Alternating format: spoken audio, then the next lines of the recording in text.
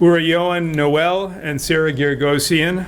We're particularly excited that both of them have strong ties to our great university, the University at Albany. I'm Mark Koplik of the New York State Writers Institute. We've presented many pairings of authors in the past. Some are friends with each other. Some have even had a familial link. We have never before presented a UAlbany alum and a member of her dissertation committee. This is a first. We'll be talking about ecopoetics, about the link between poetry and the natural environment from which it arises, and about any other subject that might come up. Any subject might come up. The natural environment is large.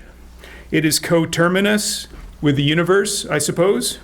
Indeed, what can be excluded from it?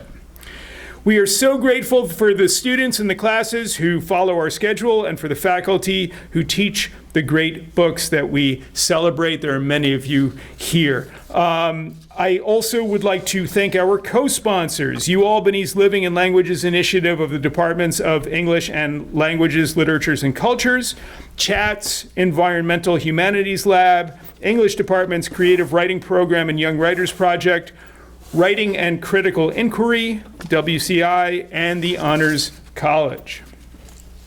We have so many more events ahead of us this season. Please visit our website or pick up a brochure if you'd like to know more. I'd like to mention just two of our upcoming events quickly. On Monday at 7 p.m. downtown at Page Hall, we have John Elder Robeson, an extraordinary writer, a neurodiverse individual and one of the most powerful writers about the subject of growing up and living as an adult on the autism spectrum. On Tuesday, 1 week from today, in this room, we have two amazing best-selling writers who explore Latina experience, Angie Cruz and Lilian Rivera. Yeah. Feel free to clap.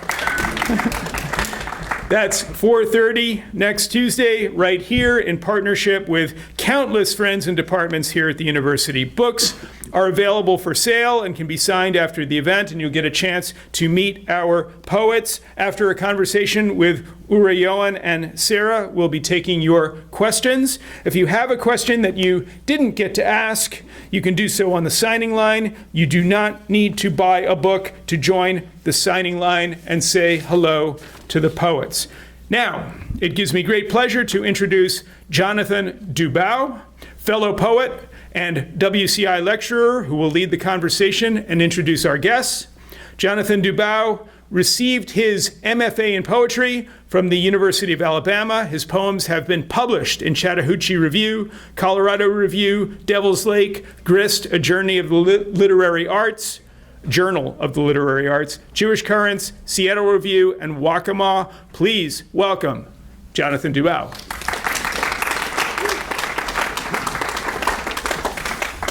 Okay, thanks, Mark. So I'm going to introduce, which one of you wants to go first? All right, I'm going to introduce Sarah first. Let her read first, because she's right here. All right, so Sarah Giragosian is the author of 3 books of poetry.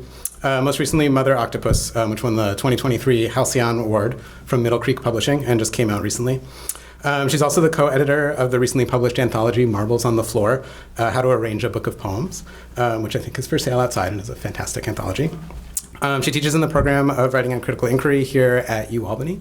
And Giragosian's work explores the fictional location between of the boundary. In my mind, as I return to this book, she thinks about the binary between self and other, society and nature, human and animal, but she really dispels those boundaries or those borders in different ways. While we intuitively understand these as stable boundaries of being, Giragosian's poetry is attuned to the messiness of that boundary, its indefinability, and the ways that we are each entwined with what's around us. These are poems of transformation, but they're hardly triumphant. In Mother Octopus, the transformation is most often one of loss, of absence, and of grief. Within large and abstracted concepts like the Anthropocene or ecological collapse, Giragosian draws our attention to the more local losses of family, of language, of stability and certainty. And yet there is always, at the far end of these losses, love. These are poems of apostrophe, of direct address, there is an I, and just as significantly, there is a you. To me, these are hopeful poems. I don't know if Sarah necessarily sees them that way, but I find a lot of hope in this recent work. There's an origin of love in here. There's an origin of relationship and community. And for me, that's really the way out of a lot of these issues that she's writing about, that she focuses on in her work. These are the vehicles of transcendence, and I think for her, they're the definitions of home. So it gives me great pleasure to welcome a wonderful poet and my dear friend, Sarah Giragosian.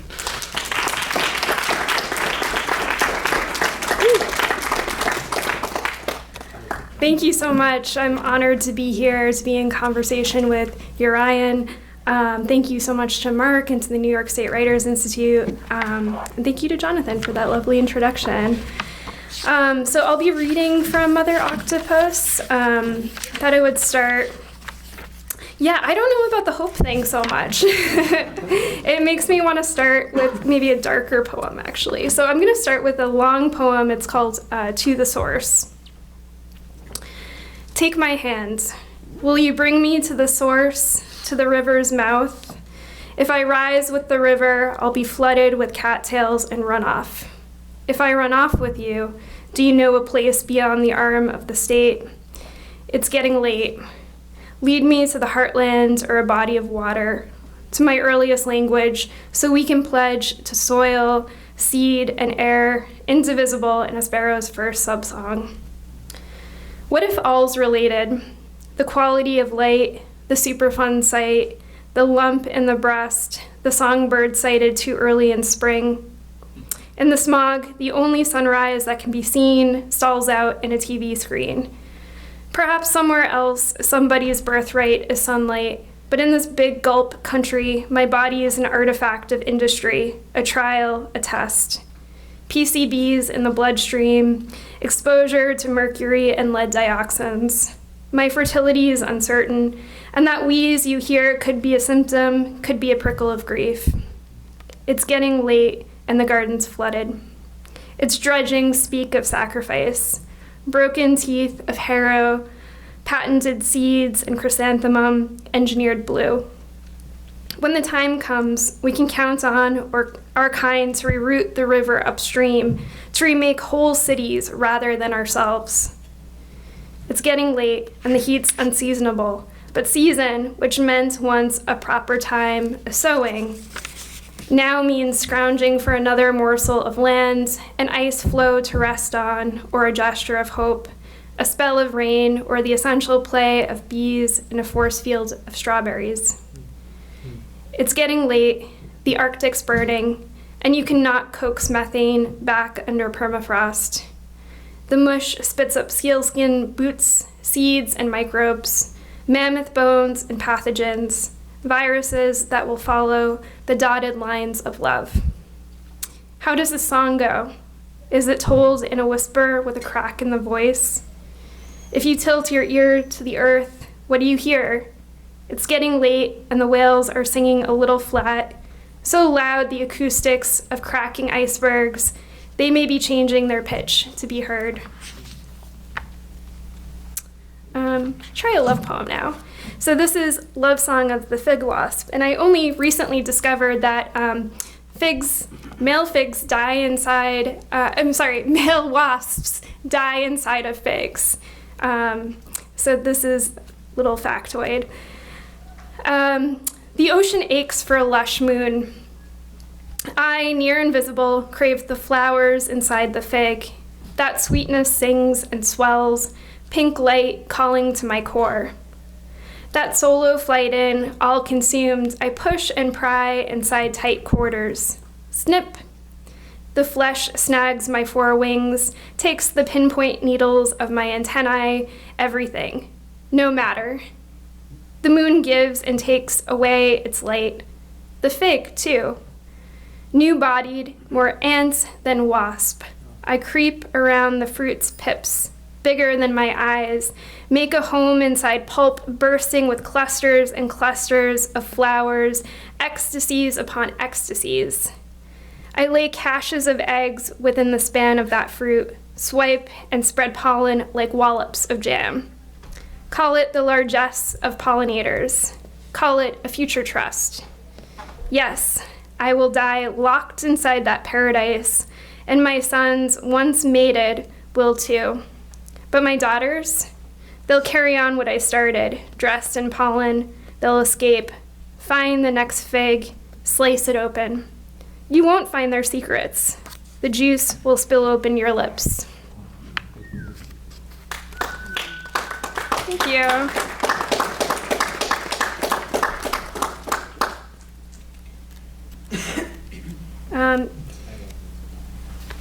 Okay. This is another kind of love poem. It wasn't until the overturning of DOMA, the Defense of Marriage Act, that I was able to marry my wife, who is a French immigrant. Because she was an immigrant under DOMA, we couldn't legally marry. So this is in some ways a reckoning with that. Salt lick. You're my salt lick, and sometimes a white tail hedging the dawn, and always a wild child, standstill and spellbound in the forest, translating blue-green moss and fern hair mood. You're my snag at the heart, my cave of secrets, and in the grotto of the still, still pool. You're my season of strawberries, my sunbathing dreams. You're that bolt of heat lightning, that flash within me. You're a record of me, and I of you. But in the years before the law let us marry, we needed no proof, no stamp of approval. And try as they did to part and reprove us with DOMA, to tame our love with ice. We're the ecosystem that outlasts their cages. We're the exchanges between wind, sea, and air. The fossils of your tears crystallized inside me somewhere after all those years of salt and waiting.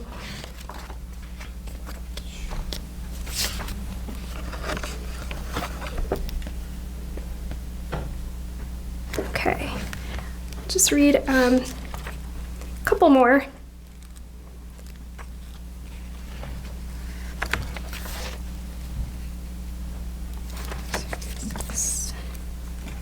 Okay, this is Fowl at Large. What honing dial, satyrai, or false hunch, or storm of the century drives the accidental bird or dreaming poem to surface?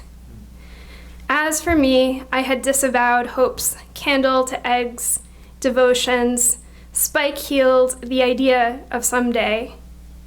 Speaking of chicks, newbies, and baby tortoises, if you sentence a beehive to a bell jar, those hourglass bees will one day spill like lava over every lip and crevice. I swear, I've seen those little torpedoes of joy and sting meet and greet every goldenrod, every marigold from here to long after cocktail hour. Like a cacophony of cats, so many eyes without apology, screaming their heads off, I've lost all sense of grace. Thank God.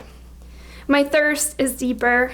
It shrieks for that kite, slicing through unseen geographies, lost, windstorm dazed, her compass needle wild as a roulette wheel. I think I'll end with one more love poem. If you all know the fossil of the ammonite, it's like a spiral. I'm a big rock nerd, so this is one of those poems about rocks. Gift of Ammonite. I lose my way again in a chamber of ammonite, fossilized helix, a blink of an eye in time that dizzies my mind back to an ancient seabed, to eons of embedment, heat, and pressure, to this casting of carbonized spiral in my palm. Every crenulation, every coil, an excursion into Earth's memory. Listen. If you dip your ear to the bend of the ocean floor, you can hear the earth humming. If you tilt this whirl of stone to the whirl of your ear, you can hear evolution's queer refrains, its tweaks and adjustments, scale to the frequency of tadpole shrimp, jellyfish, nautilus, and dreams. Listen for ruptures in time signature. Wait the way you waited for her love to arrive. Thanks, everyone.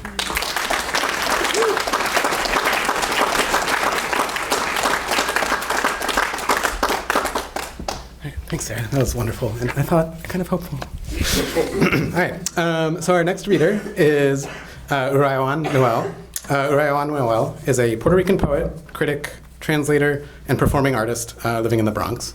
He is, to put it mildly, prolific. His most recent book, Transversal, was named a New York Public Library Book of the Year in 2021. He's published 6 other books of poetry, several undefinable performance texts, an artist book, a book-length critical study of the Nuyorican movement, and a number of translations of contemporary Latin American poets. He has won so many awards that it would take up the rest of this hour just to list them, so I'm just going to skip that. But he's also a contributing editor to NACLA Report on the Americas and Obsidian, Literature and Art in the African Diaspora, and a former contributing editor of Mandorla, New Writing from the Americas. He is, in every sense of the term, a literary citizen, and is currently an associate professor of English and Spanish at NYU. To me, Noel's work is best encompassed by the word energy. It leaps off the page and even on the page. Words, languages, selves, and visions crash into each other. Forms are invented and then reinvented.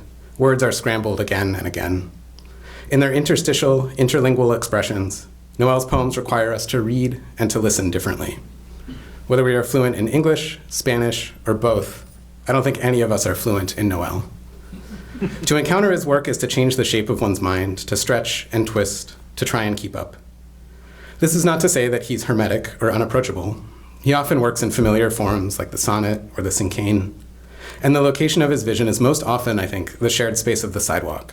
There are brownstones, cab drivers, sirens, billboards, trees, and airplanes, all throughout his poems. But the foreground here is language, longing and love, empire and diaspora, island, mainland, and homeland.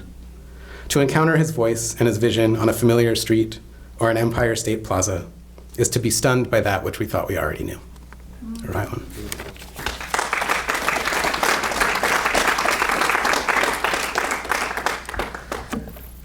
Thank you so much, and thank you so much for that beautiful and pithy introduction, which is truly an art. I hope to be able to be somewhat as pithy. Thanks again for the invitation. What a joy to be back. Go Danes, just saying. Great to be back in at UAlbany, and thank you to Sarah for opening up this eco-poetic conversation, or I should say, picking it up. So I'll start with the first. And thanks everyone at the New York State Writers Institute. And I'm glad to see all the, fancy paintings are still around, or some of them are still around. It just feels cozy. So this is the first poem in the book, and it just appeared in the Library of America anthology, Latino Poetry, but with the interlocking Spanish version, which I won't read, but then I'll read another, bilingual piece, very much thinking about self-translation across form, potentially across queer form. And of course, this is written in the aftermath of Hurricane Maria, which is hard to disentangle, just from questions of ecology and empire. So I thought, okay, I need to write an ode. And I guess you can do like an English ode with a bunch of sonnets, but then it needs to have a Spanglish twist. So the third stanza, instead of a sonnet, is a decima, which is a Spanish language form. No longer ode. A hurricane destroyed your sense of home, and all you wanted was to pack your bags. In dead of night, still waving mental flags, forgetting the nation is a syndrome. All that's left of the sea in you is foam, the coastline's broken voice and all its crags. You hear the governor admit some snags were hit. Nada, mere blips in the biome. Nothing that private equity can't fix once speculators pour into San Juan to harvest bad seeds of an idea. She sells you Santa Clara in 56, had nothing on the brutal San Ciprián. And yes, your abuela's named Maria. Thoughts of Katrina and the Superdome, El Caribe mapped with blood and sandbags, displaced diasporic Spanglish hashtags, a phantom tab you keep on Google Chrome. Days of hunger and dreams of honeycomb, our souls reborn or worn thin like old rags. The locust tree still stands, although it sags. Austere sharks sequence the island's genome, and parrots squawk survival politics whose only power grid is the damp dawn. There's no other way, no panacea. Throw stuff at empire's walls and see what sticks, or tear down the walls, see we're standing on. Why not run that question by Maria? Beyond the indigenous chromosome, your gut genealogies in chains and gags paraded through the colony's main drags and left to die. So when you write your tome, please note, each word must be a catacomb, must be a sepulcher, and must be a cradle in some sort of aporia, where bodies draw on song as guns are drawn. Resurgent, silent H in Urayoán, your ache song booms ashore. Ashe, Maria. Okay. And this is just kind of short and weird, and I'll dedicate this to Sarah. One of our topics of conversation back in the day when I was here was queer form, right? And so very much the idea that you could do formal poetry and make it, defamiliarize it, right? Almost take the architecture of form, right? And weaponize it against itself to see what happened.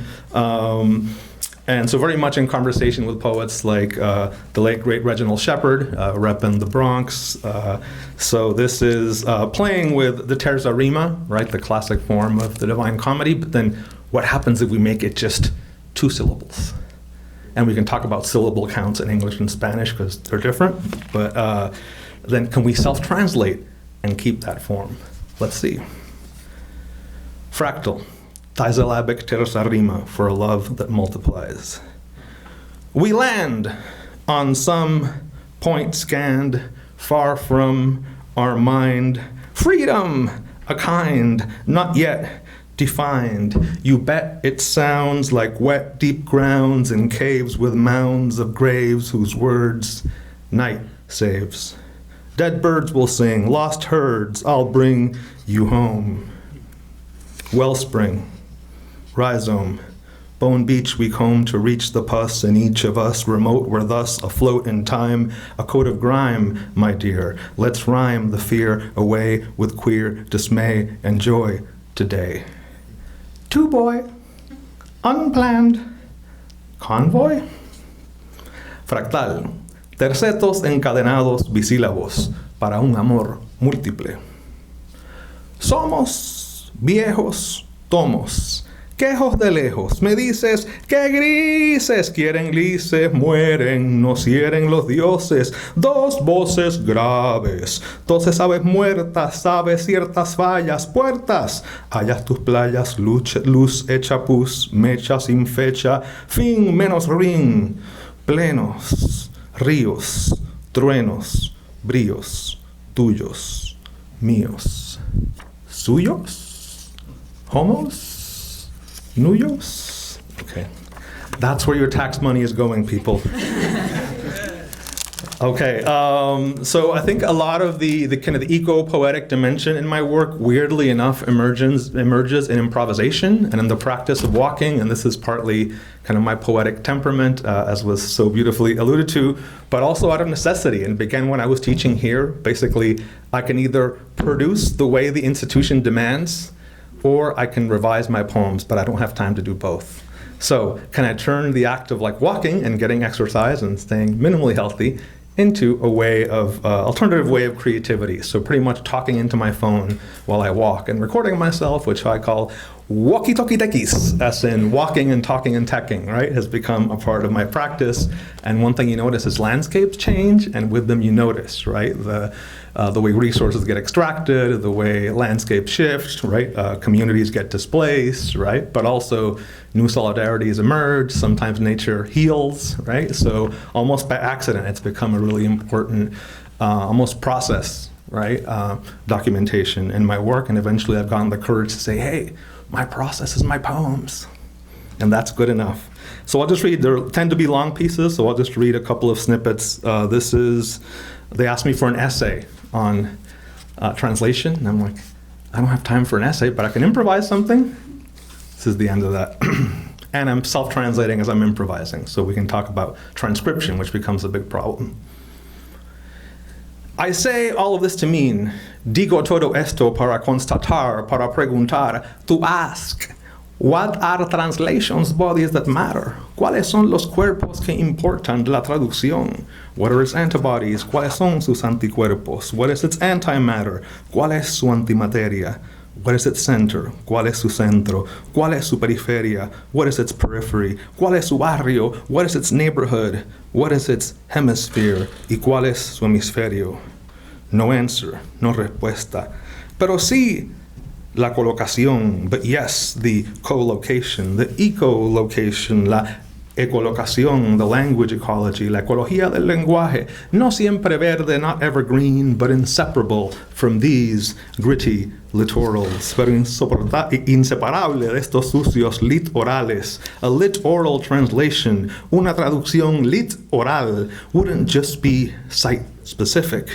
No sería solo localizada, ni translocal, nor glocal, but instead, por el contrario, turn its verbal glocks upon itself, se apuntaría pistolas verbales a sí mismo, provocando un paroxismo, leading to a paroxysm del sentido, of meaning, that would return us to the beautiful problem, que nos devolvería al hermoso problema, de la ciudad que somos, to the city we are, and we do not know, y no conocemos, improvisación, improvisure, improvisuzón, improvisospecha, improvisura, improvisure, meaning no longer lateral, littoral, always lit, about to be on fire, always latent across these latitudes, always too late or too early.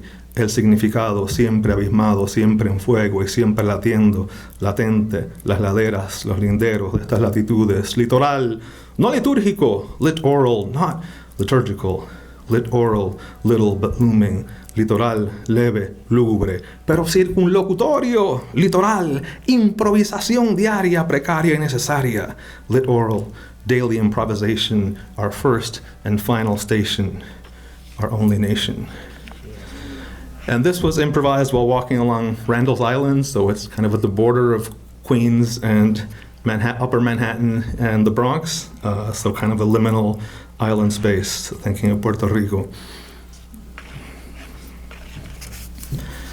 I'm back on Randall's Island, across from the Bronx Kill Creek fatal waterway that separated island from mainland, or should I say, mainland from archipelago. Behind me is Manhattan, an island. In front of me, Queens, part of another island, a long one. Airplanes overhead, invisible perhaps through the trees, but audible, a roar through rustling leaves that signals littorals, Atlantic fractures, fissures, broken voices, bloody echoes of our black Atlantic, our indigenous, but this is also an islote, more than a topography, a choreography, bodies of empire and movement and repose. Islote, which translates as islet, no pilot for this islet, no visionary poetics, we're done with that, we're doing our own thing, our own song. Little ducks in the kill, animales de otro estuario, el más precario islote, islot, but not a lot, really. Especially its second meaning, that craggy place, a proclamation, accidents of the Americas, airfare, welfare, who pays the fare, nothing fair about this hemisphere. I say, we deal with it. Accidents of voice we are. Smartphones connect us, micro megaphones shouting down the voice inside. Trains behind me, planes before me, voice behind. Factories slide into ecocide, seeing how well viewfind Anthropocene just need to think back to the islote. Scrappy, craggy place where meanings end and fish die, some eaten by birds. Pretty soon the bards will die. It's about damn time. No eco-location accepting eco-locution. La ribera, lo escarpado, el defundamiento, el pensamiento emptied out. Dig deep into the islote. More crag, sag of voice, a geology not related to any other. Manhattan, Staten, Long, North and South Brother, former welfare, and still say that way. Rikers, shut it down. Rikers, shut it down. Put down the phone. Shut down the institutions of the voice. Work through the crag. Take note how close they are. Rikers Island and LaGuardia Airport, the privileged mobility of certain diasporas. What we do in academia, including academic poetry, is fetishize spatialities, turn them into specialties. Specialization is its own nation, the specious kind, the only one. I'm trying to be less specious, more inauspicious, like the crag, the islote, putting the spit back into my speeches. Splotches of oil from refineries, like that one. No time for fineries. Time in. We are a dorsal fin in waters full of rare earth runoff, endorphins made from melted smartphone parts, memories of quartz in a quarry that never was. Dorsal fins or just el fin del tiempo, ponerle el fin al poema sin endorsarlo. This won't be one of those poems that endorses sunsets for poetic effect. Let image follow courses, post-colonial remorses on the networking sites between our eyes, our islotes, no relations. We're done with that. We are the only kind that ever was. No fatherlands, including poetry paters, some of whom I admired. This isn't Whitman, friends. I'm homosocial, but not like that. Let's leave it there. It goes on for a while. And I'll do one little piece from this, and then a closing invocation. So I wanted to read something by Nicole Cecilia Delgado, a Puerto Rican eco-feminist poet and guerrilla publisher, who is also an alumna of the MA in Latin American Studies here at UAlbany. And her work has been a real inspiration, right? I think she decided eventually academia was not her path, but I always like to tell my students there is no one path, right? Poetry is a way of knowing, of being in the world, right? And I think her work in the context of Maria and all that's going on in Puerto Rico, right, really shows a way forward, well, where we publish each other, centering women and femmes, right, and queer people and working class people and those more vulnerable, right, and modeling a vision of solidarity where we don't wait for institutions to publish us, right, but we take care of each other. And what I'm translating from is based on 2 camping trips Nicole took to 2 islands in the Puerto Rican archipelago, Vieques and Mona. And folks may know Vieques was occupied by the US Navy, and Nicole, as an undergraduate student activist, was part of the protests, right, against the occupation of Vieques. So going back to Vieques is trying to think about histories of the land, how she has been transformed, and what we owe the land. I should say the book is also a kind of impossible map, right, for the knowledges and memories of that land.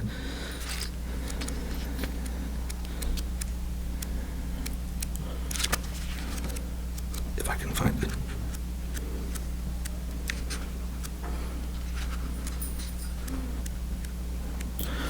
Bioluminescence, and I'll read a little bit of her at the end. Water of night, fired up sea, photovoltaic cell, we are. Cosmic creature that never figured out its place in the universe. We're breathing in light, and tomorrow we too will shine. What does light sound like at night and underwater? What is the cry of a school of sardines? How much does a skinny horse weigh? You, island sea, killer of language, island iguanas evolve differently. Time of islands and stars, twisted song of memory. Who were we before daybreak? 2000, meteor shower in Monte Carmelo. 2015, avalanche of Perseids in Cayo Tierra. Timeless, shoal of dinoflagellates in Esperanza. The past and future stare at each other and smile. Incandescence, iridescence, bioluminescence. The Esperanza pier glows at night. That's why we dove off Esperanza. All our bodies slathered in light, learning from the maker of light. In the sea there are animals that carry fire inside. Their name is unpronounceable. So we're simply moons, iridescent skin, melting in a sea of light. And Nicole's Spanish.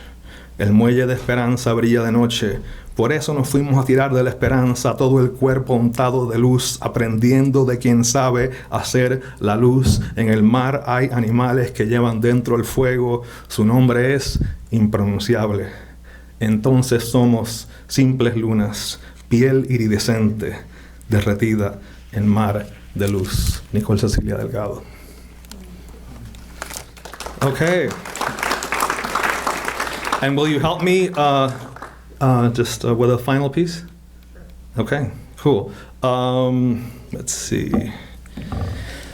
I wanted to leave with something more hopeful because there's a lot of heaviness in the piece. And so I hold on to that moment in the pandemic where, at least in the Bronx, the birds came back. People remember that?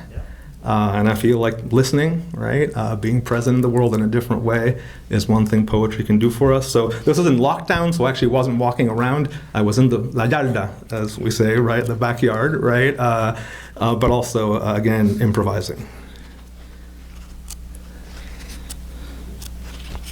Ave. Lockdown song, Canto de Cuarentena, the Bronx, 2020, el Bronx, 2020. The birds are back, volvieron las aves, ya tú sabes, comienza otra conversación posible. A new conversation is possible, con el yo interior, with the I within, without what I had, sin lo que tenía, but with what I am, pero con lo que soy. Me atrevo, I dare improvisar, to improvise some future skies, ciertos cielos futuros. ¿Qué más hay? What else is there to do?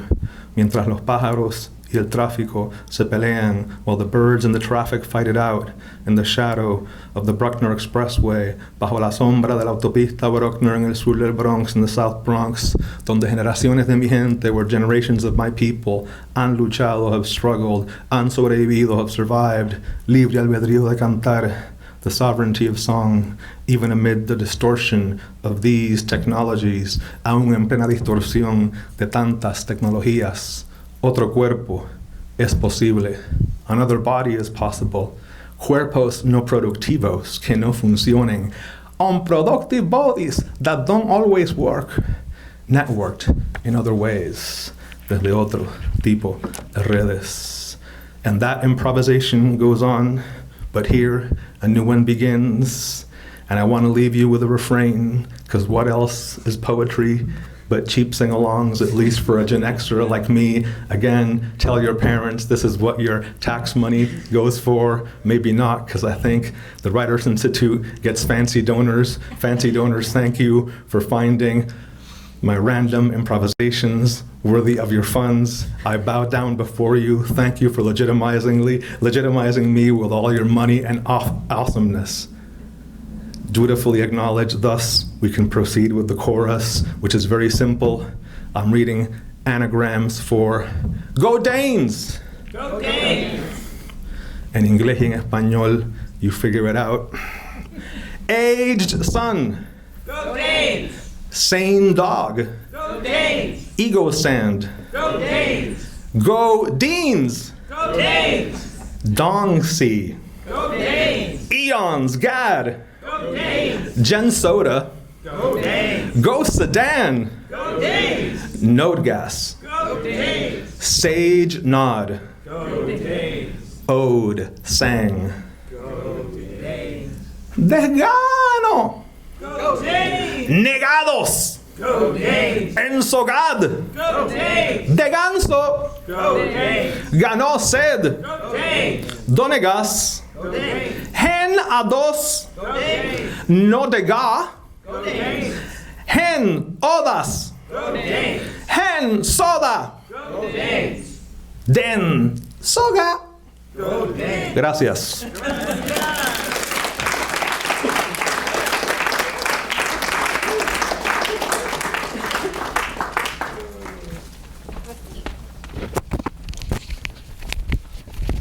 Can you pin this to your sweater?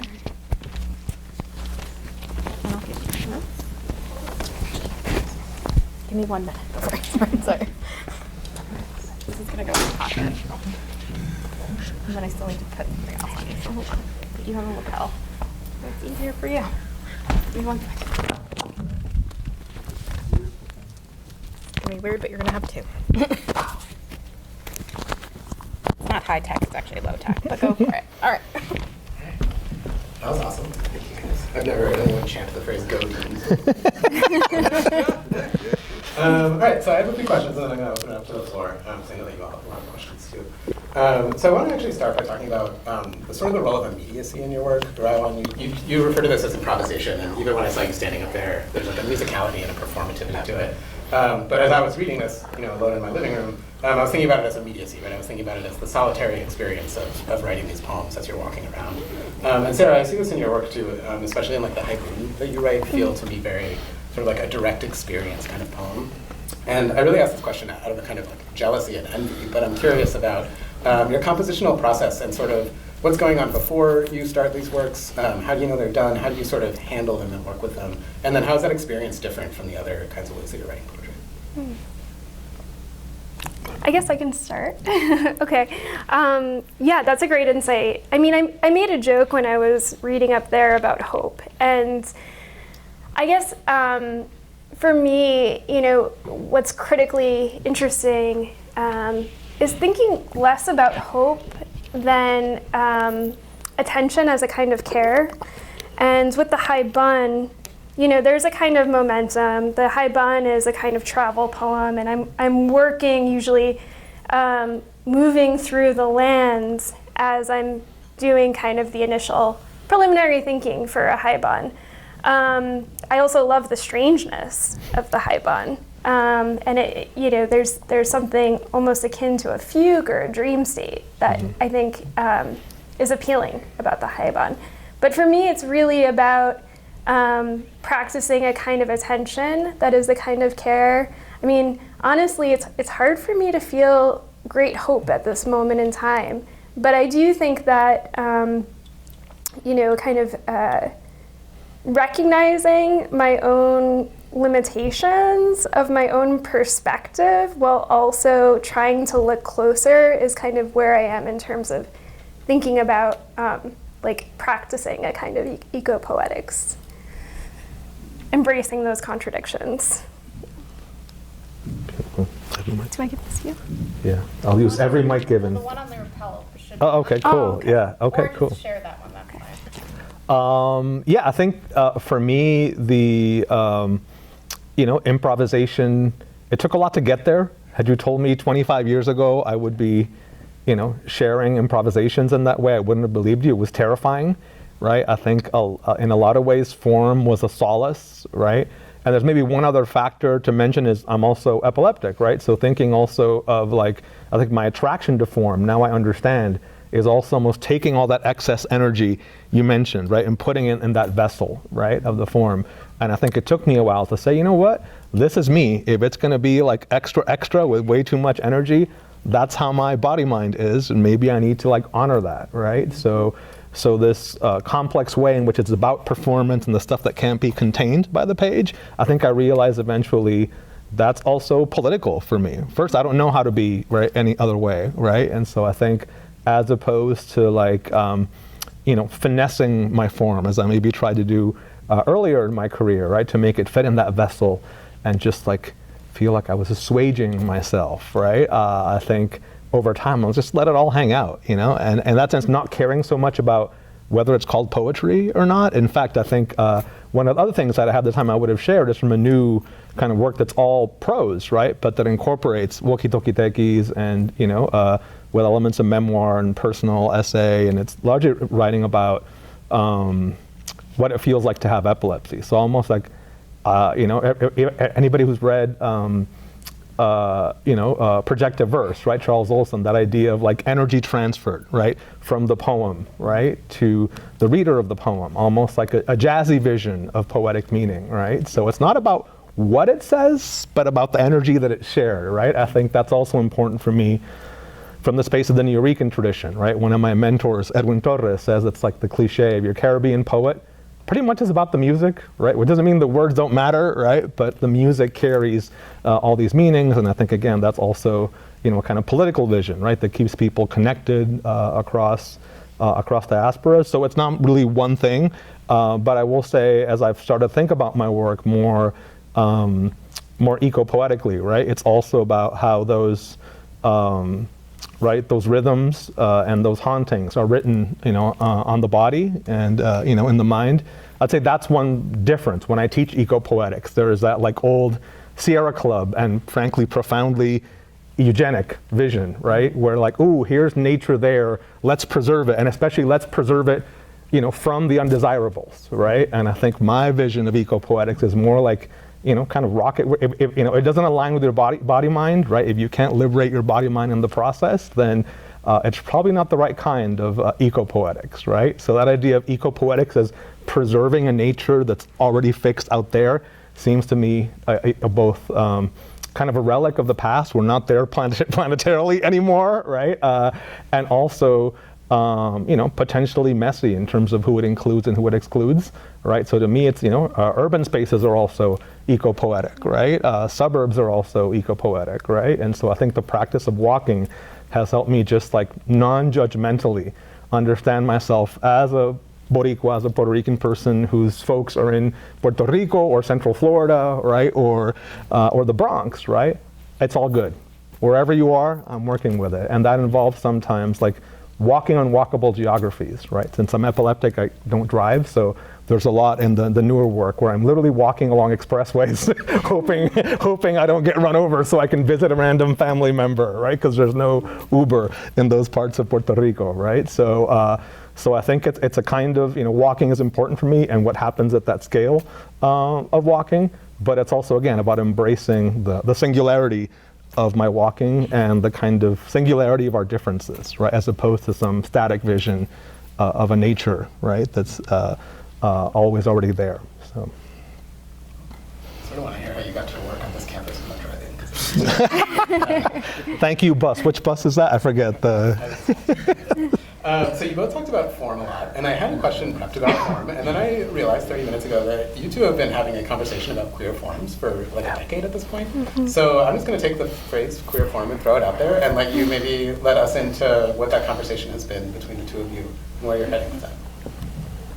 So what is queer form? And well, as the former advisor, I'll say there is. Mike, because yours is only Okay. coming up when you leave class. Oh, okay, sorry. As a the former advisor, I'll say there is a kind of critical literature on queer form. I'm thinking of that great ASAP Journal special issue from 2017. So nerds in the house, you can actually read the scholarly takes, right, on queer form. But I also think about queer form, in the spirit of someone like Shepard, right, is also, confounding a kind of expectations for a kind of instrumentalized, right, poetics. And thinking of someone like Shepard, who was like, black and, grew up poor, right, in the Bronx and gay, right? And as opposed to like essentializing any one of those identities or reducing one from the other, right? Seeing those as kinds of modes of difficulty, but finding kind of the beauty in the difficulty. So I'm sure we've had a lot of conversations with, about Shepard.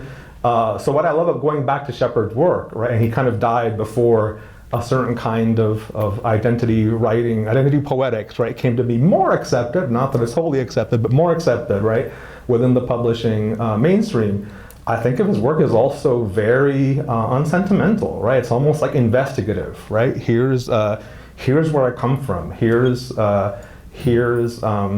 hard it's been, but not in a kind of victimized way. Here's also the beauty in it. So I love that kind of unsentimental, kind of raw, right, commitment to not using the form to hide, right, but also thinking about a kind of solace of poetry, which is a very, I guess, untrendy, unsexy way of looking at it, but a very old way of looking at it. And I think where we are, it's not a coincidence that it seems like more folks, I don't know if you've seen it, but like poetry's selling a little better, right? It's never going to be necessarily a bestseller, right? But I seem to be my undergraduates at NYU, my senses are more, at least willing to pay attention to poetry now a little bit, right, than 5 or 10 years ago. And I think it's that sense, wow, things were messed up, right? I want to connect on a deep level in something. Even if I don't totally understand it, that's okay, right?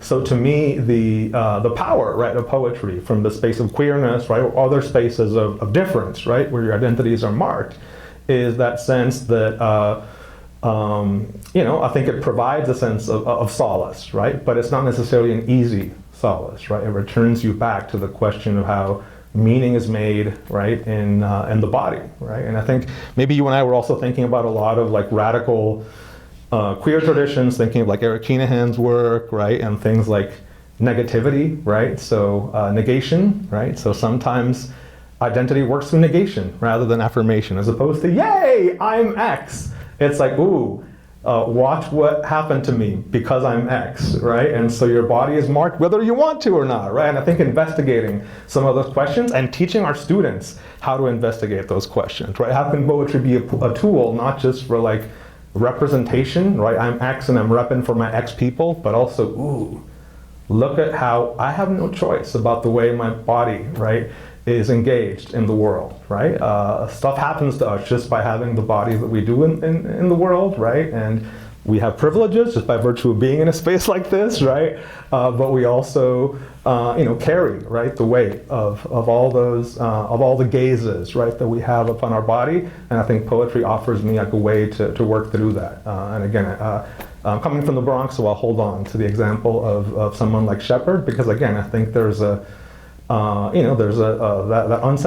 unsentimentality, but I will say his work is also like nerdy and at times even funny in its weirdness, right? Because I don't think it's looking for, to tell you a palatable story about who I am or what I do.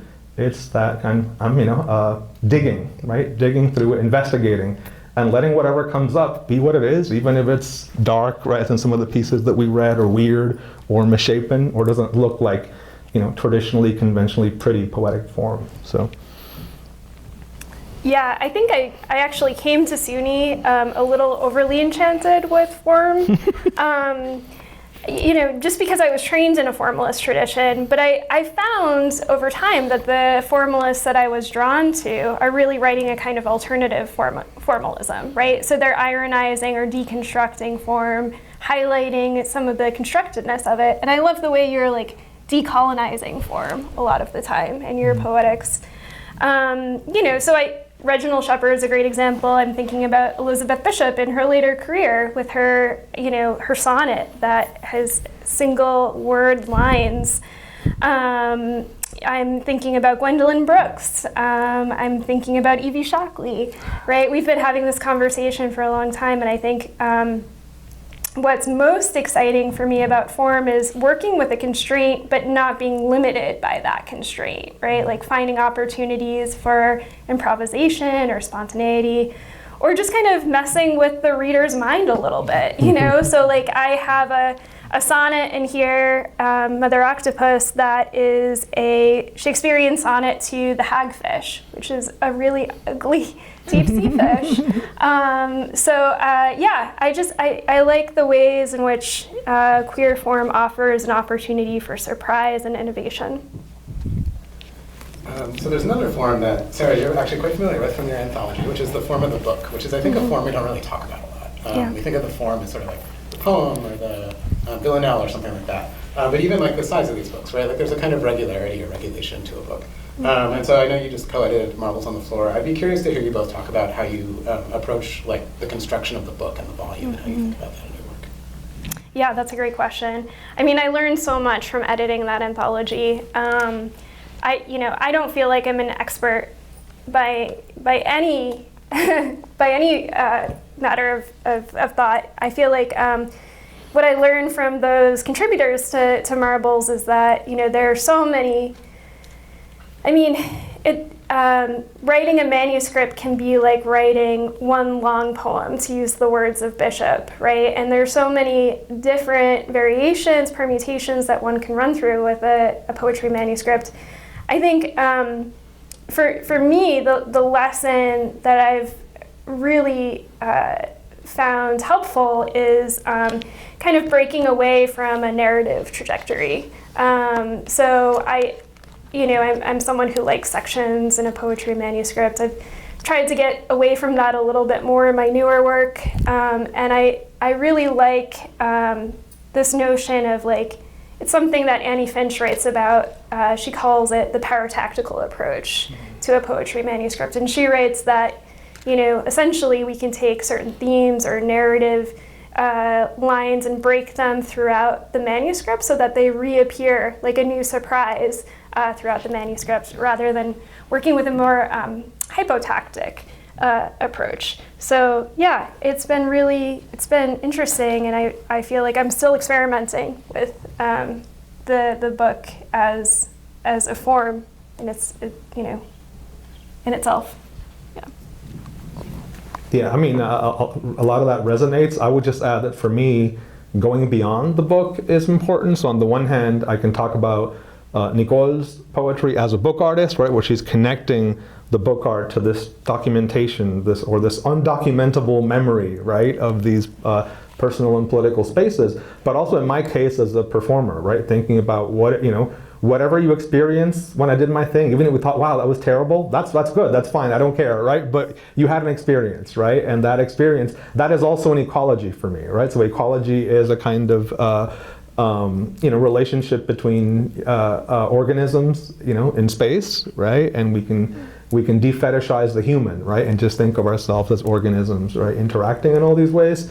And so I thought it was important, right? Because my work is so musical and also thinking of traditions, right, kind of beyond the book, right, to have that, some of that more musical framing, right, in the book. So I that's why I asked, the Residente, right, for a blurb. I don't know if the folks know Calle 13, right, but it was cool for me to have someone coming from more of a, of a rap tradition, right, of the oral tradition, and also I just always found Calle 13's rhymes just like, like clever and like irreverent and like I don't give a what, right? So I thought there was something really fresh about that, and I wanted to say, hey, it's not just about all the received forms that you learn in academia, it's also the forms that we make up, right, in the everyday, right? And so any hip hop heads right here, but if you're a hip hop head, you know how to work with constrained forms, right? Because flow in hip hop is all about thinking, where do I hit the beat? Where do I link back? How do I find internal rhymes? That's super, super complex stuff, right?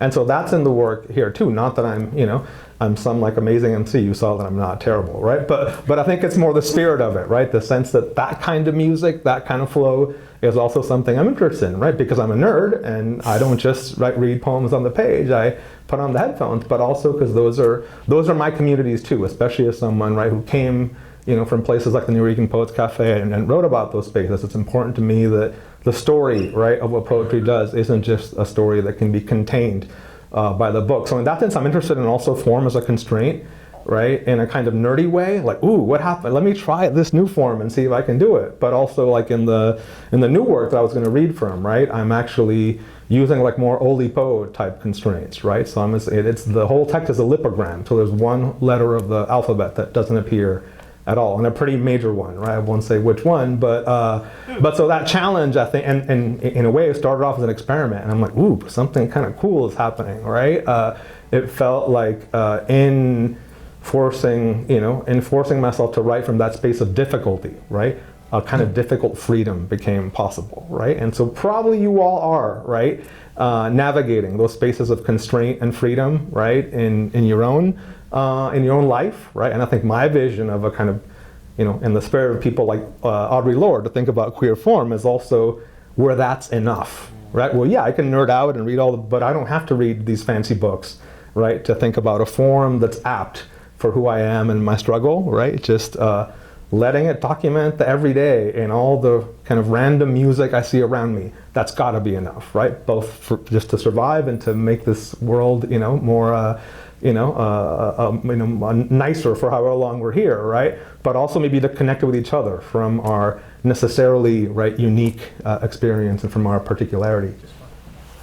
All right, you guys said parataxis and Oulipo, so I went straight into my veins, but I'm not going to take over the conversation. So I'm going to open the floor to other questions. So we have time for one question, and we'd like it to be from a student. So we've got a student there, and if you didn't get to ask a question, if you'd like to ask questions, if you'd like to meet the poets, if you'd like to shower them with love, you will have that opportunity. We will have a signing line outside, and you'll have an opportunity to ask questions. So yes, so question. How often do you write from the perspective of like someone or something else, and like how difficult is that for you? That's a good one. Good question. Sarah, I'm really, I'm really interested in exploring persona, writing from the perspective of a different creature, for example.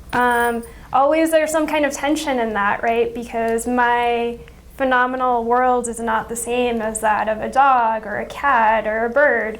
So, I think there's some ethical responsibility in that, and for me, it means kind of, again, like irony can be a tool for kind of showing the limits of my own perception.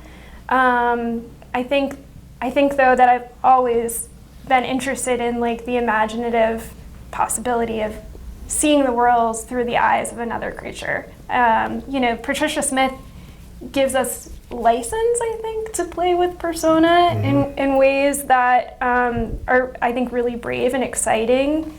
I'm interested in what you have to say about persona. Sure. I mean, I agree with you. I think it has to be done with care, right? I think I'm not of the school that, oh, you have to be X to write about X, right? That leads to a dead end, right? But it's also, if you're not X and you're writing about X, you better do your homework, right? So there's a sense of also of a responsibility, right? That comes with that, right? And beyond that, just like writing the other, right? In a general sense, I think of it also as what does it do for us? And that's a question I get from someone like Aurora Levins Morales, right?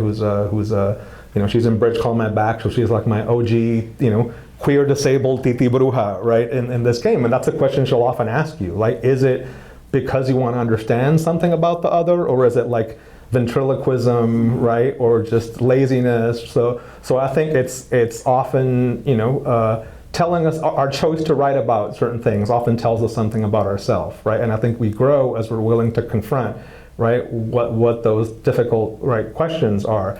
So in this kind of prose text I mentioned at the end, I'm like, okay, this feels boring just if it's memoristic and I'm talking, so I want another voice. So I came up with the idea of like including Cervantes, the author of Don Quixote, because of course he includes everybody in it. It's like the biggest joke in literature, but I'm like, it's too like bro.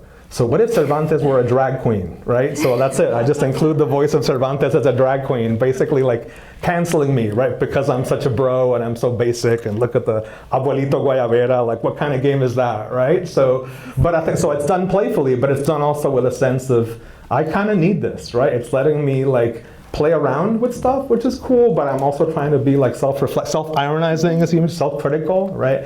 And I think that's important, not in the sense of like, self-pitying, right, or our own fragility, but more of like learning difficult things about ourselves, which is a big part of what writing can do. And if we do that together in a workshop or outside the classroom, right, shout out to Dan Wilcox, right, and Dan and Jill and all the folks who are doing the kind of community work of poetry, right? So it can start here in a workshop, but hopefully it doesn't end here. So I think to Mark's point, I'll just shout out, right, the fact that I taught contemporary writers here, back in the day, right, and had this little, young student who was really shy and figuring his way around. And I'm like, well, let me accept the student into the class. That ended up being, right, Nana Kwame Adjei-Brenia, right, who is now like a superstar, right? So I sent him to take a class with Lynn Tillman, and Lynn, did the rest, right? So that sense also that we're kind of, there's a fragility to what we do, right? And there's a care to what we do, and that involves like always challenging yourself. It's a big privilege to teach creative writing and to have young people share like vulnerable work with me, and I feel like it's my job then, if you all are going to entrust me with that, right, I need to do my homework, right, and try to model for you to the best I can how to engage the other, right, with a sense of care, right, and with a sense that it's not about being polite. It can be difficult, but hopefully it has to be grounded, right, in a sense of the complexity of who we are, right, individually and as a community. Urayoán Noel. Sarah Giragosian. Jonathan Dubow. Thank you, Jonathan.